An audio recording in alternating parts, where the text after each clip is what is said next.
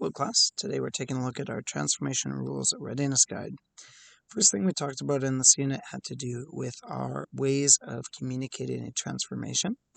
We know that we could use words, so something like sliding 3 down and 4 right, or saying reflect over the x-axis. But there are some other notations, special ways of writing things that we can use. For a translation or slide specifically, we can use an ordered pair. However, because this is a transformation rule rather than a point, our translation has to be in square brackets, which are just these guys here. Just like any ordered pair, x goes first and y goes second, but because this is a transformation, it's our x change, how much is x changing, that goes first, and our y change, or how much is y changing, that goes second. In this case, our 3 down is our y change, and down is negative, so -3. And 4 right is positive, so +4 for the x change. We can also use mapping notation, which always starts with xy arrow, and that represents our original point xy transforming into a new point. And mapping notation shows the calculation.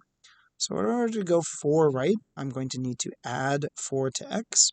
And in order to go 3 down, I'll have to subtract 3 from the y value. You can also think of this as adding -3, which is the same as subtracting 3. And then image notation shows the actual coordinates of a specific point's original and image. So if we had the original point 1, 9, doing this transformation would give us the image point 5, 6. And we can get that by using our mapping notation. So if we took our x as 1, and we added 4 to it, we'd get our image of 5. If we took our y as 9 and we subtracted 3 from it, we'd get our image of 6. In terms of reflections, we also want to be able to reflect over lines that are not in axis. So vertical lines, we know have equations that are x equals a number, and that's because all the points along a vertical line will be the same distance left or right of center. Their y values will be changing as you go higher or lower, but all the points on a vertical line will have an x-coordinate of whatever number. For horizontal lines, it's the opposite, so y equals some number. In the case of our first reflection, we're asked to reflect over the line x equals 1. So we want to draw our original points. A is at 2, 2. B is at 3, 4. And C is at 4, 3. From there, we want to reflect over the line x equals 1. So we'll find where x is 1 on the x-axis, and then all the points along this vertical line, like 1, 3, 1, 5, 1, -2, all of those points have an x value of 1. So this is our vertical line of reflection. Once you've drawn your line of reflection, your process for reflecting is the same as for an axis. We want to count that A is 1 box right of the line of reflection, and that means A prime needs to be 1 box left. B was 2 boxes right, so B prime will be 2 boxes left. C was 1, 2, 3 boxes right, so C prime will be 1, 2, 3 boxes left of the line of reflection. Similarly, for a horizontal line, like y equals -2, we'll find -2 on the y-axis, and then we will draw a horizontal line through there. Point A is on that line of reflection, so it does not change. 0 distance reflected is still 0 distance. Point B was 2 units above the line, so B prime is 2 units below. And point C was 1 unit above, so C prime is 1 unit below. The last thing that we had was oblique lines, and these are going to be slanted lines that we want to reflect over. In order to do a slanted line, first want to draw that line. If you're not sure where a line like y equals x is, you can always make yourself a mini table of values. So if x is 0 and y equals x, y must also be 0. If x is 4 and y equals x, y must be 4. And so we know our line of reflection will go through those 2 points, 0, 0, and 4, 4, and we can draw that nice straight green line for our reflection line. From there, we want to reflect our points over the line, but you want to remember when we measure distance, distance is always measured at a 90-degree angle. So from the line, point B is a diagonal half a box above the line. That means point B prime will be a diagonal half a box below the line. Similarly, point C is a diagonal 1.5 boxes below the line. So point C prime will be a diagonal half, 1.5 above the line. And that's how we get our reflected points there. Again, point A is on the line of reflection, so it does not change. Reflecting over the line y equals negative x, which was drawn for you. Again, we just want to count those distances at a diagonal to our line. So point A was 2 boxes above the line, so A prime will be 2 diagonals below. B was 1 diagonal above, so B prime is 1 diagonal below. Point C is 2, 3.5 diagonals above the line, so C prime will be half, 1.5, 2.5, 3.5 boxes below. Lastly, we talked about our rotations, and we reminded ourselves that there's a couple equivalent rotations for every one that we have. So 90 degrees clockwise, or going like this, would be the same as going 270 degrees counterclockwise, the opposite direction. And we can also write each of those with a fraction. So 90 degrees is a quarter of the grid, 270 degrees is 3/4 of the grid. Similarly, for 180, we know that we really don't need a measurement or a direction for 180 because halfway around the grid is the same whether you go clockwise or counterclockwise. They'll give you the same point. But of course, we can write those as the fraction 1/2 as well. Lastly, with 270 degrees clockwise, we can say that's 3/4 of a turn clockwise, and that would be the same as 90 degrees counterclockwise. The real main part of this unit is, of course, our transformation rules. So these are things that you should have very much memorized, very much able to apply quite easily. A rule for a translation is to add the integers of the translation to our point. So if we have the translation 6, minus 3, which of course is positive 6 and minus 3, we're going to add positive 6 to x. That becomes x plus 6. And we're going to add minus 3 to y. Remember, adding a negative is the same as subtracting, so adding minus 3 is just y subtract 3. For our example point, we can apply this exact process. If we plug in our negative 2 and we add 6, we're going to get 4. If we plug in our negative 3 and we subtract 3 or get more negative by 3, we'll get negative 6. Our rule for reflecting over the x-axis is to keep x the same and change the sign of y. So if we keep x the same, x will still be x. When we change the sign of y, we multiply it by coefficient minus 1. And remember, a coefficient of 1 is never written. So we write that as just minus y, which means negative 1 times whatever y is. For our example point, x remains the same, and y gets multiplied by minus 1. So negative 3 times negative 1 gives us our positive 3. In the y-axis reflection, it's the y that's staying the same. We change the sign of x. So x changes to negative x, and y changes to, well, nothing. It's still y. In this case, our minus 2 becomes positive 2 for our x, and our y of minus 3 stays as minus 3. Our rule for y equals x is to swap the places, but not the signs, of x and y. So if x was the first number and y was the second number, that second number will now be written first, and the first number will now be written second. So where 2 is the first number, it will now be the second number. Where minus 3 was the second number, it will now be the first number. If we rotate 180 degrees, we swap the signs of both x and y. Notice that these rules are very similar and therefore easy to get mixed up. So at 180 degrees, we're swapping the signs of both x and y. That means x gets multiplied by negative 1, and y gets multiplied by negative 1 as well. Negative 2 times negative 1 becomes positive 2. Negative 3 times negative 1 gives us positive 3. For our 90-degree rotations clockwise, we always swap the places of the coordinates first. So x and y swap places. And then it depends on which direction we're going in terms of which one of those changes sign. In a clockwise rotation, the new y-coordinate will change sign. So in terms of our -2, -3, we'll first swap that to -3 and -2, and then if it's clockwise, our new y-coordinate will change sign, -2 becoming +2. For counterclockwise, it's the opposite, so the new x-coordinate will change sign. Okay. In terms of undoing, you should know that to undo the addition in translations, we'll instead subtract those coordinates. For a reflection, you can do the same reflection again to undo it. Think about an x-axis reflection. Reflecting down would flip like that. Reflecting over the x-axis again will flip back to where we started. For rotation, we'll do the same amount, but in the opposite direction. So if we did rotate 90 degrees clockwise, we can rotate 90 degrees counterclockwise to get back where we started. Okay, so let's take a look at applying some of those conceptual ideas to our questions using our table in question 7.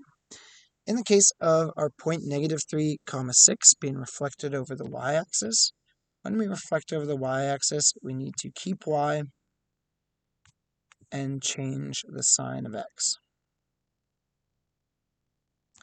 So our 6 as our y-coordinate will still be 6, and our -3 will change to +3.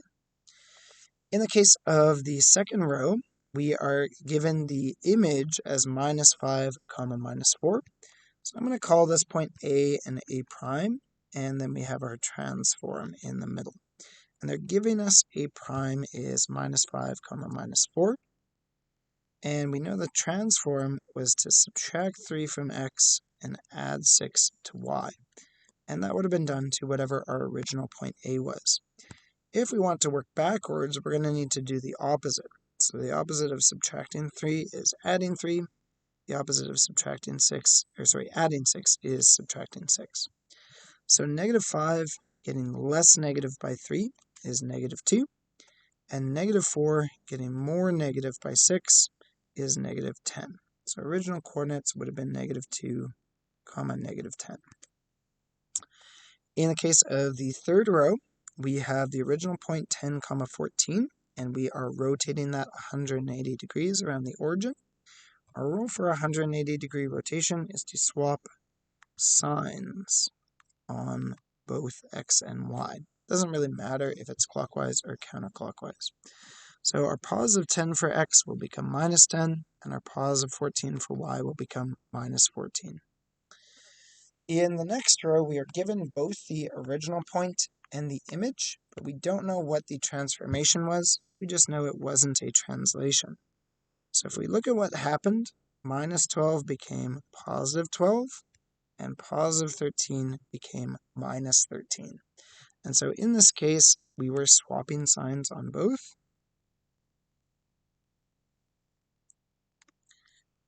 And of course, when we swap signs on both, that means it was a 180-degree rotation.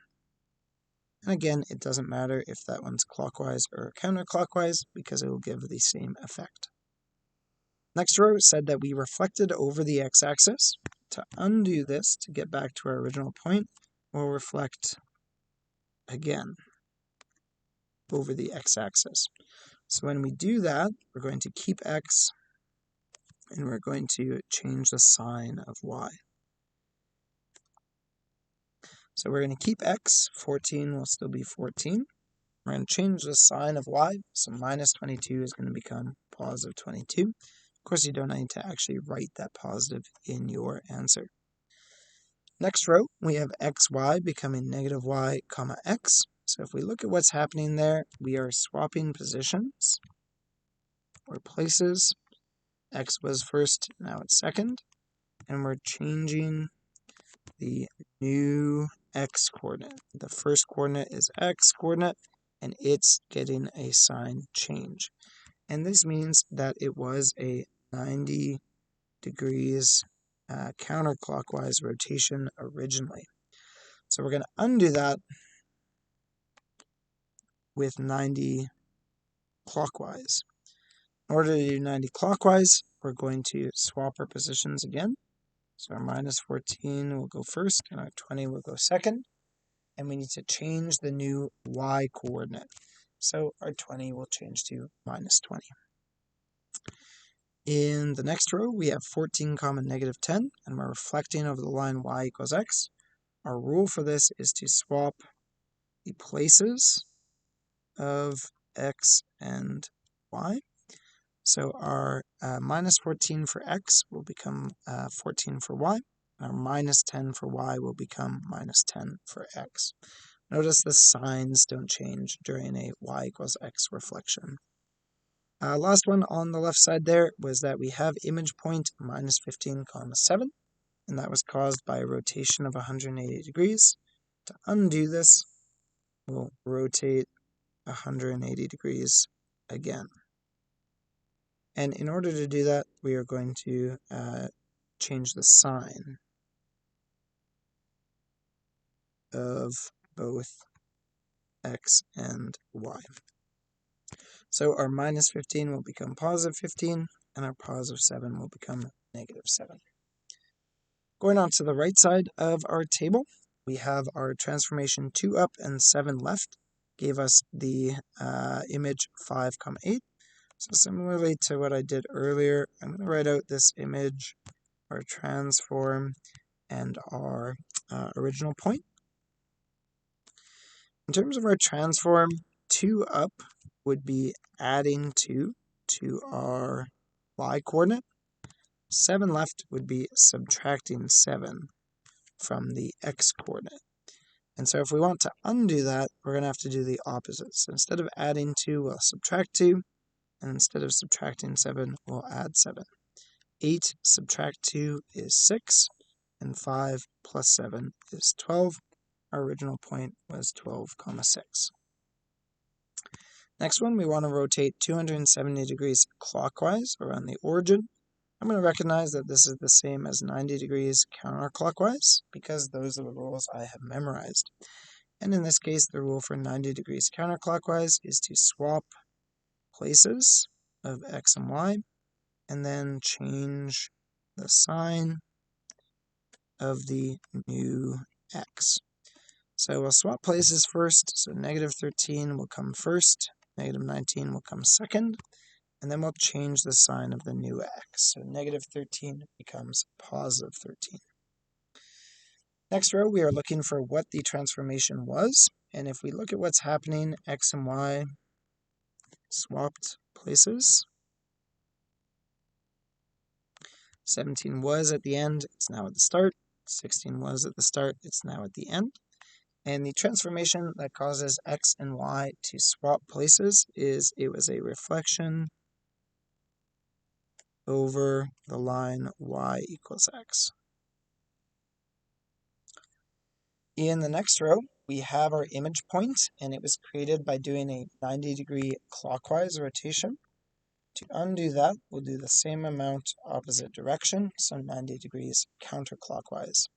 Our rule for 90 degrees counterclockwise is to swap places, and we'll change the new x. New x.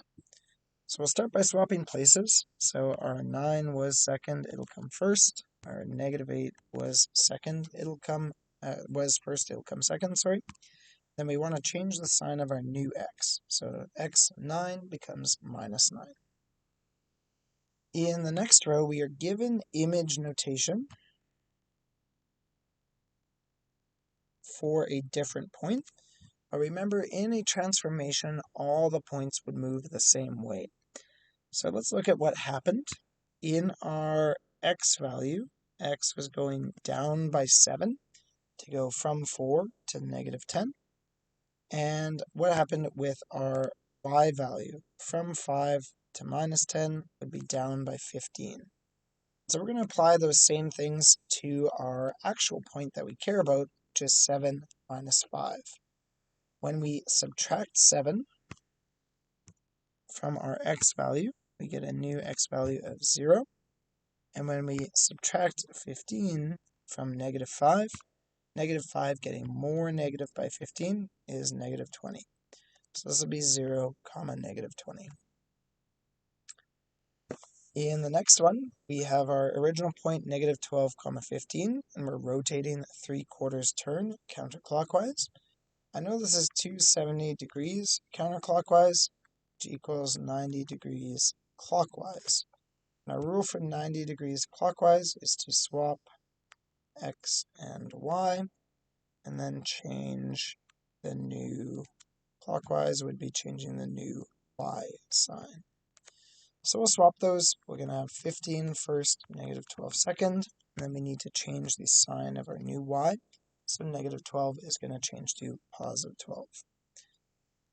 In the next row, we have xy becoming x minus y. So x is staying the same, and y is changing sign. So what operation was that? That would be an x-axis reflection. And remember, to undo a reflection, you can just do the same reflection again. So our x value is going to stay the same, and our y value is going to change sign. So minus 14 will become positive 14. Last one here, we were rotating 90 degrees counterclockwise. To undo that, we'll do 90 degrees clockwise, and the rule for 90 degrees clockwise is to swap x and y, and then change sign on the new x. Oops, I keep miswriting that. Oops, I miswrote it again. So we'll swap. 12 was second, it'll come first. 5 was first, it'll come second. Then we'll change the sign on our new x. So 12 will change to minus 12. So that's a good example of not using a grid to complete some of these transformations or undo those transformations. Remember, you could use a grid to assist yourself in remembering some of those rules if you needed to. And don't be afraid to solve a simpler question. You know, you got pretty big coordinates here, but if you're not sure about a rotation, just use a simple coordinate like 2, 1, and think about what happens to it and apply that same rule to your bigger coordinates. Okay, on the back page, we just have some plotting, so being able to do the transformations on the grid. So let's go ahead and plot some of these. We got s is minus 4, 3. So minus 4, 3 is point S. T is 0, 3. So T is right there. U is minus 1, 1. Oops, minus 1, 1. And then V is minus 3, 1. Here's our original STUV. We're asked to do this transformation first, and it is minus 2 for x, and y is minus 4. So that is going to be 2 left and 4 down is what our transformation is. I'm just going to move that actually so I have some space to write my coordinates. Ooh, of course it did.